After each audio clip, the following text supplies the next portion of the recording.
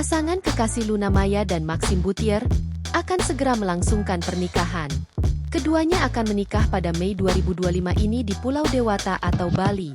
Menjelang hari pernikahannya, Luna Maya menggelar bridal shower bareng para sahabatnya di Shanghai, China. Beberapa waktu lalu, Luna Maya memang terlihat bertolak ke Shanghai. Rupanya momen tersebut sekaligus untuk merayakan bridal shower Luna Maya. Momen bridal shower-nya itu baru diunggah Luna ke akun Instagram pribadinya Luna Maya pada Minggu, 4 Mei 2025.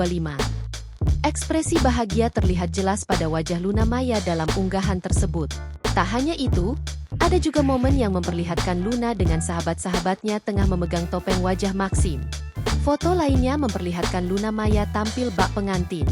Seperti layaknya calon pengantin pada acara bridal shower, Luna mengenakan gaun pendek warna putih lengkap dengan veil di kepalanya.